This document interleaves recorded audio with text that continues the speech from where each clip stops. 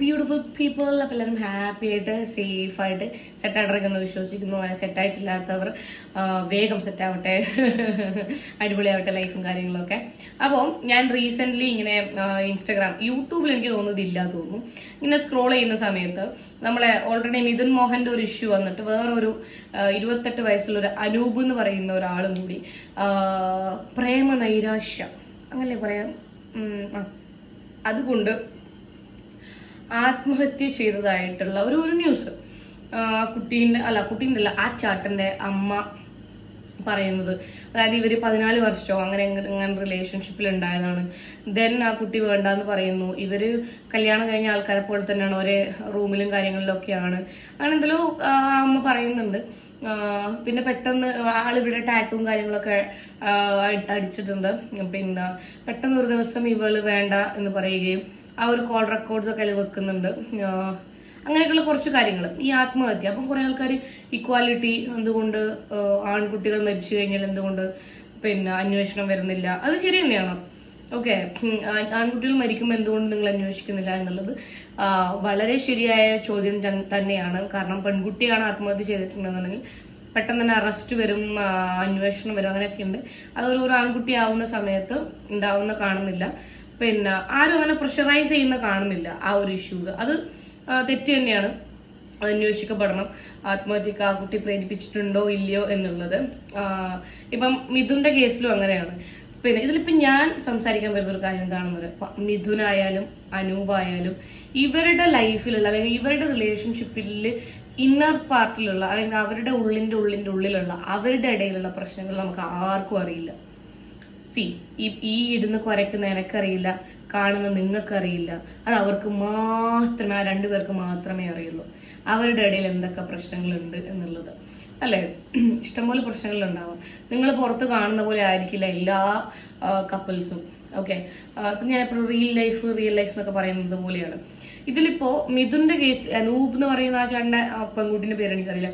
മിഥുന്റെ കേസിൽ അക്ഷര വന്നിട്ട് നമ്മുടെ സോഷ്യൽ മീഡിയയിലാണെന്നുണ്ടെങ്കിലും ഏതെങ്കിലും ചാനലിലാണെന്നുണ്ടെങ്കിലും അവളുടെ സൈഡ് പറയുന്നിടത്തോളം കാലം നമുക്ക് അക്ഷരേനെ അല്ലെങ്കിൽ അക്ഷര കാരണമായിരിക്കാം എന്ന് പറയാണ്ടിരിക്കാൻ പറ്റില്ല. എത്രയും പെട്ടെന്ന് ആ ഒരു കുട്ടി വന്നിട്ട് സോഷ്യൽ മീഡിയയിലാണെങ്കിലും അല്ലാത്തതാണെന്നുണ്ടെങ്കിലും ആ കുട്ടീൻ്റെ സൈഡ് പറയാണ്ട് നമുക്കൊന്നും ചെയ്യാൻ പറ്റില്ല. നമുക്കറിയില്ലല്ലോ എന്താണ് ഏതാണ് പ്രശ്നം എന്നുള്ളത്. കുട്ടി പറയുകയാണെന്നുണ്ടെങ്കിൽ കുറച്ചും കൂടി നല്ലതായിരിക്കും, എന്താണ് ഏതാണെന്നുള്ളതൊക്കെ അറിയാൻ വേണ്ടിയിട്ട്. ഇപ്പൊ അനൂപിന്റെ കാര്യത്തിൽ എനിക്ക് അറിയില്ല എന്താ സംഭവം എന്നുള്ളത്, നമുക്ക് ആർക്കും അറിയില്ല. പക്ഷേ ഞാനൊരു കാര്യം പറയട്ടെ, ഈ ചില റിലേഷൻഷിപ്പില് ആണായാലും പെണ്ണായാലും എങ്ങനെയായിട്ടുണ്ടെന്നുണ്ടെങ്കിലും ചില സാഹചര്യങ്ങളുണ്ട്, നമുക്ക് അറിയില്ല. ഈ നാർസിസ്റ്റുകൾ എന്ന് കേട്ടിട്ടുണ്ടോ നിങ്ങൾ? അങ്ങനത്തെ ഒരു കൂട്ടം ആൾക്കാരുണ്ട്. അത് ഭയങ്കര പ്രശ്നമാണ്. അവര് സ്റ്റാർട്ടിങ്ങിലൊക്കെ കുഴപ്പമൊന്നും ഉണ്ടാവില്ല, കുറച്ച് കഴിയുന്ന സമയത്ത് ഇവരുടെ ക്യാരക്ടർ ഇങ്ങനെ മാറിക്കൊണ്ടേയിരിക്കും. ചില പെൺകുട്ടികൾ അങ്ങനെയുണ്ട്, ചില ആൺകുട്ടികൾ അങ്ങനെയുണ്ട്.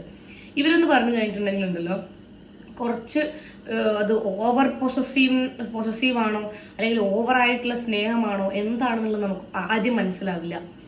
ഇത് നമ്മൾ സ്നേഹിക്കുന്ന സമയത്ത്, തുടങ്ങുന്ന സമയത്ത് നമ്മൾ വിചാരിക്കും ഏട്ടായിക്ക് അല്ലെങ്കിൽ വാവച്ചിക്ക് നമ്മളോടുള്ള സ്നേഹം കൊണ്ടാണ് ഇതൊക്കെ നമ്മളോട് ഇങ്ങനെ കാണിക്കുന്നത്, റെസ്ട്രിക്റ്റ് ചെയ്യുന്നത് ഒക്കെ ഉള്ളത്. പിന്നെ ആകുമ്പോൾ നമുക്ക് മനസ്സിലാവും നമ്മളോടുള്ള അമിതമായിട്ടുള്ള സ്നേഹം കൊണ്ടൊന്നുമല്ല, അവരങ്ങനെയാണ്, ഇങ്ങനെയുള്ള ക്യാരക്ടർ ഉള്ളവർ അങ്ങനെയാണ്. ഓക്കെ, ഇവർക്ക് നമ്മൾ അവർ എക്സിസ്റ്റേ ചെയ്യുന്നില്ല. അവർ വിചാരിക്കുന്ന പോലെ കാര്യങ്ങൾ നടക്കണം. അവരെന്താണോ മനസ്സിൽ വിചാരിക്കുന്നത് അതുപോലെ നമ്മൾ നടക്കണം. ഓക്കെ, എന്ത് കണ്ടാലും സംശയമായിരിക്കും അവർക്ക്, അങ്ങനെയുള്ള ആൾക്കാർക്ക്.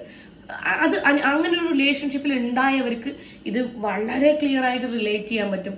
നിങ്ങൾ നിങ്ങളുടെ നോർമൽ ആയിട്ടുള്ള ഒരു ഫ്രണ്ടിൻ്റെ അടുത്ത് സംസാരിച്ചാൽ പോലും ഇവർ വിചാരിക്കും അവരെന്തിനെ കുറിച്ചായിരിക്കും സംസാരിക്കുന്നത്. ഇവരെ മൈൻഡിൽ ഒരു കഥ ഉണ്ടാക്കും. Maybe they were in a relationship, they are in a relationship, they will be in a relationship, അല്ലെങ്കിൽ അവരങ്ങനെയായിരിക്കാം ഇങ്ങനെയായിരിക്കാം എന്നൊക്കെ പറഞ്ഞ് ഇങ്ങനെ ചിന്തിച്ചു കൂട്ടും. പിന്നെ ഇത് എടുത്ത് തുപ്പും, നീ അന്ന് എന്നൊക്കെ പറഞ്ഞിട്ട്. അത് ഞാൻ പറഞ്ഞില്ലേ, അനുഭവിച്ചവർക്ക് അത് വളരെ കൃത്യമായിട്ട് ഇത് റിലേറ്റ് ചെയ്യാൻ പറ്റും. കുറച്ച് കഴിയുമ്പോൾ അത് അബ്യൂസ് ആവും. പിന്നെ വേർബലി ഉള്ള അബ്യൂസ് ആവും, ഫിസിക്കലി ഉള്ള അബ്യൂസ് ആവും. ആദ്യമൊക്കെ എന്ന് പറഞ്ഞിട്ടുണ്ടെങ്കിൽ ഇത് നമ്മൾ പുറത്ത് പറയില്ല, നമ്മളെ പാർട്ട്ണർ ഇങ്ങനെയാണെന്ന് നമ്മൾ പുറത്ത് പറയില്ല. കാരണം ചിലപ്പം സമൂഹത്തിൽ അല്ലെങ്കിൽ പുറത്ത് കാണുന്ന സമയത്ത്, നിങ്ങളെ അയൽപ്പക്കത്തുള്ള ആൾക്കാർ കാണുന്ന സമയത്ത് അവർക്ക് നമ്മളവിടെ ഭയങ്കര സ്നേഹമായിരിക്കും. ഇങ്ങനെയുള്ള ആൾക്കാരുണ്ടല്ലോ പുറത്ത് ഭയങ്കര മാന്യന്മാരായിരിക്കും, ഭയങ്കര ഡീസൻ്റ് ആയിരിക്കും. ഒരു പൂച്ചക്കുട്ടീനെ പോലെയൊക്കെ ആൾക്കാർക്ക് തോന്നും. ഒരാളും വിശ്വസിക്കൂല്ല ഇവരിങ്ങനെയാണെന്ന്. അവരെ കൺമുന്നിൽ അങ്ങനെ ഇവരെ ഇങ്ങനെ ഒരു ക്യാരക്ടറിൽ കാണാണ്ട് ആരും വിശ്വസിക്കില്ല. ഇവരിങ്ങനെ പൂച്ചകളെ പോലെ, പാവം കുട്ടികളെ പോലെ നടക്കും. അത് ഇവർ രണ്ടുപേരും, ഈ പാർട്ട്ണർ ഇവർ മാത്രം ഉണ്ടാകുന്ന സമയത്ത് ഇത് പുറത്തു വരും. ചില സാഹചര്യം എക്സ്ട്രീം ലെവലിൽ വരുന്ന സമയത്ത് ഇവർക്ക് ഒരു പരിസരബോധമോ കാര്യങ്ങളോ ഉണ്ടാവില്ല. ഇവർ നിങ്ങളെ ചിലപ്പോൾ അടിക്കും, ചിലപ്പം വളരെ മോശമായിട്ട് പറയും, നീ അങ്ങനെയുള്ളവളാണ്, നീ കണ്ടവന്റെ കൂടെ പോയവളാണ്, കണ്ടവളുടെ കൂടെ പോയവളാണ്, പിന്നെ നീ ഇങ്ങനെ എന്തൊക്കെ നമ്മളെ പറയാൻ പറ്റുമോ അതൊക്കെ അവർ പറഞ്ഞിട്ടൊരു സുഖം കണ്ടുപിടിക്കും. എന്നിട്ട് നമുക്ക് കാരണം ഒരു മനുഷ്യൻ സഹിക്കുന്നതിനൊരു പരിധിയും കാര്യങ്ങളൊക്കെ ഉണ്ട്. ഇങ്ങനെയുള്ള ആൾക്കാർ പിന്നെ നമ്മുടെ അടുത്ത് പറയുന്ന ഒരു കാര്യമായിരിക്കും, നിങ്ങളുടെ അടുത്ത് പറയുന്ന ഒരു കാര്യമായിരിക്കും, സ്നേഹം കൊണ്ടല്ലേ, ഞാൻ നിന്നെ ആത്മാർത്ഥമായി സ്നേഹിക്കുന്നത് കൊണ്ടല്ലേ. ഒരിക്കലുമല്ല, never. This is not love. ഇതൊരു ലവ് അല്ല, ഇതൊരു പിടിച്ചടക്കലാണ്. നമ്മളിങ്ങനെ പിടിച്ചടക്കലാണത്. ഞാൻ പറയുന്ന വഴിയിൽ മാത്രമേ പോകാൻ പാടുള്ളൂ, ഞാൻ പറയുന്ന പോലെ കേൾക്കാവുള്ളൂ, എനിക്കിഷ്ടമുള്ള പോലെ നടക്കാൻ പാടുള്ളൂ എന്ന് പറയുന്നത് ഇറ്റ്സ് നോട്ട് ലവ്. അതാദ്യം മനസ്സിലാക്കുക. അങ്ങനെയുള്ള റിലേഷൻഷിപ്പിൽ ആരെങ്കിലും ഉണ്ടെങ്കിൽ ദയവ് ചെയ്ത് ഇതിൽ ഓടി രക്ഷപ്പെടുക, ഓടി മസനകുടിയിലേക്ക് വിടുക, ഊട്ടിയിലേക്ക് പോവുക. കാരണം നിങ്ങൾ വിചാരിക്കും ഇന്ന് മാറും, നാളെ മാറും, മറ്റന്നാൾ മാറും, 10 കൊല്ലം കഴിഞ്ഞാൽ മാറും, 20 കൊല്ലം കഴിഞ്ഞ്. നെവർ. They won't change. അവരൊരിക്കലും മാറാൻ പോകുന്നില്ല. ഇനി നിങ്ങൾ കൗൺസിലിങ്ങിൽ കൊണ്ടുപോയാലോ, നിങ്ങൾ സ്നേഹിച്ചു നോക്കിയാലോ, കരഞ്ഞു നോക്കിയാലോ, വെറുത്ത് നോക്കിയാലോ അവരൊരിക്കലും മാറാൻ പോകുന്നില്ല. അഭിനയിക്കാൻ പറ്റും അവർക്ക്, വളരെ കുറച്ച് സമയത്തേക്ക് അവർക്ക് അഭിനയിക്കാൻ പറ്റും. ഒരു 1 വീക്കോ 2 വീക്കോ അവർക്ക് അഭിനയിക്കാൻ പറ്റും. പക്ഷെ അതിൽ കൂടുതൽ പറ്റില്ല. കാരണം അവരുടെ ഉള്ളിൽ നിന്ന് ഇങ്ങനെ വരും. ക്യാരക്ടറാണ്, ഞാൻ എപ്പോഴും പറഞ്ഞ പോലെ ക്യാരക്ടറാണ്, അത് വരും. അതിപ്പോൾ നിങ്ങൾ വിചാരിക്കും കുറച്ച് സ്നേഹം കൊടുത്തു കഴിഞ്ഞാൽ മാറും. നിങ്ങൾ കുറച്ച് ആരോഗ്യം ഉണ്ടായിക്കഴിഞ്ഞോ വെറുത്ത് ഒരിക്കലും അത് മാറാൻ വേണ്ടി പോകുന്നില്ല. ഇങ്ങനെയുള്ള സ്വഭാവമുള്ള ആൾക്കാർ ഒരിക്കലും മാറാൻ പോകുന്നില്ല. അപ്പം അങ്ങനെയുള്ള റിലേഷൻഷിപ്പിൽ നിന്ന് ഓടി രക്ഷപ്പെടുക. അത് ആൺകുട്ടിയായാലും ശരി, പെൺകുട്ടിയായാലും ശരി. ഇങ്ങനെ വരുന്ന സമയത്ത് നമുക്ക് ആദ്യമൊക്കെ അവരോട് ഇഷ്ടം ഉണ്ടാവും. പിന്നെ നമുക്ക് ആ ഒരു ഇഷ്ടം പോയി സഹതാപമായിരിക്കും. ആ സഹതാപവും പോയിട്ട് കുറച്ചങ്ങോട്ട് എത്തുന്ന സമയത്ത് നമുക്ക് വെറുപ്പായിരിക്കും അവരുടെ അടുത്ത്. It happens. ഓക്കെ, അപ്പൊ നമുക്കറിയില്ല ഇവരുടെ ഇടയിൽ ഇങ്ങനെയുള്ള എന്തൊക്കെ ഇഷ്യൂസ് ആണ് നമ്മൾ കാണുന്ന ആൾക്കാരുടെ ഇടയിൽ ഉണ്ടാവുന്നതെന്നുള്ളത്. ഇപ്പോ മേ ബി ഞാൻ പറഞ്ഞല്ലോ, നമ്മൾ ഇവരുടെയൊക്കെ വോയിസ് കേൾക്കുന്ന സമയത്ത് നീ മരിച്ചാൽ എനിക്ക് പ്രശ്നമൊന്നുമില്ല, ആ ഒരു റേഞ്ചിലേക്ക് നമുക്കറിയില്ലല്ലോ. ആ ഒരു റേഞ്ചിലേക്ക് ഒരു ആണിനെയായാലും പെണ്ണിനെയായാലും ഓപ്പോസിറ്റ് നിൽക്കുന്ന പാർട്ട്ണർ എത്തിച്ചതാണോ എന്നുള്ളത് അറിയില്ല.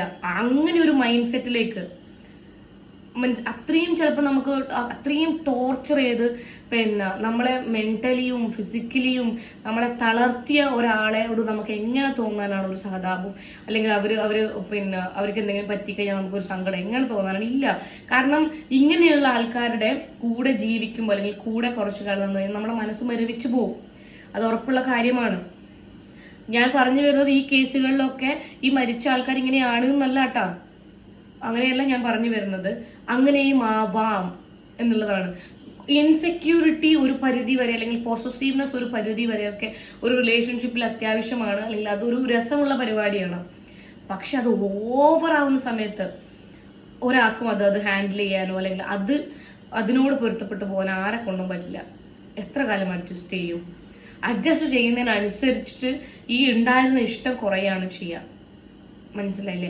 അപ്പം ഇങ്ങനെയുള്ള കേസുകളിൽ ഇപ്പം ഈ 2 കേസുകളിലാണ് ചിലപ്പം ഈ പറയുന്ന 14 വർഷമാണെങ്കിൽ 5 വർഷമാണെന്നുണ്ടെങ്കിലും ഞാൻ പറയാലോ, ഇവർ എന്തെങ്കിലും രീതിയിൽ നമ്മളീ പറഞ്ഞ തേപ്പ് പോലെ ആയിരിക്കാം ഇവര് വെച്ചിട്ട്, അല്ലെങ്കിൽ ഈ പാർട്ട്ണറിനെ വെച്ചിട്ട് വേറെ റിലേഷൻഷിപ്പ് കീപ്പ് ചെയ്ത്, അല്ലെങ്കിൽ വേറെ എന്തെങ്കിലും രീതിയിലുള്ള പ്രശ്നങ്ങളും ആവാം, നമുക്കറിയില്ല പക്ഷെ ഇങ്ങനെയുമുള്ള ആൾക്കാരുണ്ട്. അപ്പൊ നമുക്കൊന്നും ഇതിൽ പറയാൻ വേണ്ടി പറ്റില്ല. ഇതിൽ നമുക്ക് ചെയ്യാൻ പറ്റുന്ന ഒരു കാര്യം എന്താണെന്ന് വെച്ചിട്ടുണ്ടെങ്കിൽ ഇങ്ങനെയുള്ള റിലേഷൻഷിപ്പിലുള്ളവർ ഓടി രക്ഷപ്പെടുക. അതുപോലെ ഇങ്ങനെയുള്ള ആത്മഹത്യ ചെയ്യുന്ന ഇഷ്യൂസ് വരുന്ന സമയത്ത് ദയവ് ചെയ്തിട്ട് അതിനുള്ള ഒരു പ്രോപ്പർ ആയിട്ടുള്ള അന്വേഷണവും കാര്യങ്ങളും നടത്തി എന്താണ് എന്നുള്ളത് ജനങ്ങളുടെ മുന്നിൽ കൊണ്ടുവരാൻ പോലീസുകാരാണെന്നുണ്ടെങ്കിൽ അവർ ശ്രമിക്കുക.